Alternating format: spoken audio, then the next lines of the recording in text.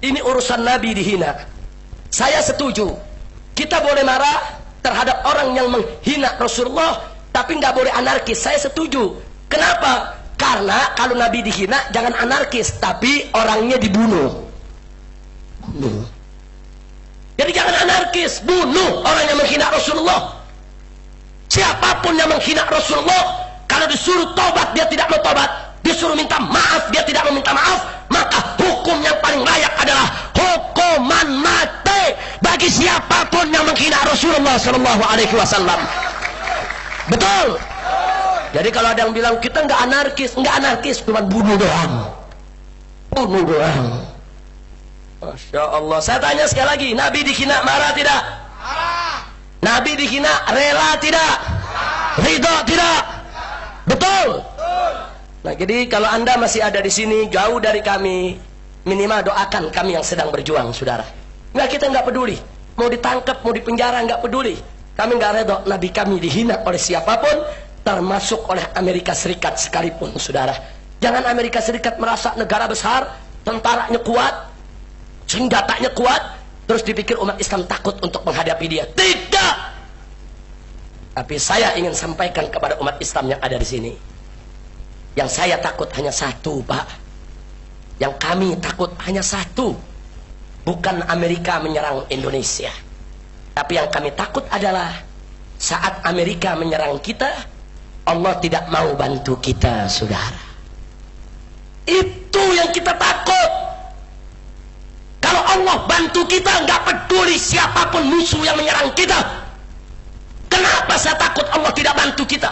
Allah tidak tolong kita. Perhatikan firman Allah dalam Al-Quranul Karim. Allah menyatakan, in tansurullah yansurkum wa yuthabbit aqdamakum. Kalau kau membela Allah, menolong Allah, menegakkan agama Allah, yansurkum, niscaya pasti Allah akan memenangkan kamu sekalian. Wa yuthabbit aqdamakum, dan Allah akan mengokohkan langkah-langkah perjuanganmu sekalian. Ini janji Allah. Kalau kita bela Allah, Allah menangkan kita. Lalu bagaimana cara membela Allah padahal Allah tidak butuh pembelaan kita, saudara? Innallaha ghaniyun 'anil alamin. Allah itu maha kaya, tidak butuh dengan semesta alam. Maka itu sepakat para ahli tafsir, yang dimaksud membela Allah adalah membela agamanya, menegakkan hukumnya, menjalankan segala perintahnya, dan meninggalkan segala larangannya, saudara. Jadi Allah janji, kalau kita jalankan hukum Allah, kalau kita tegakkan hukum Allah, Allah akan bela kita, saudara. Nah, sekarang mari kita lihat di Indonesia ini, inna lillahi wa inna ilaihi raji'un. Syariat Islam ditolak, hukum Belanda dipakai, syariat Islam ditolak, hukum kafir di KUHP itu Belanda punya, kafir. Saya mau tanya, Belanda jajah kita 350 tahun, kita merdeka sudah 50 tahun lebih.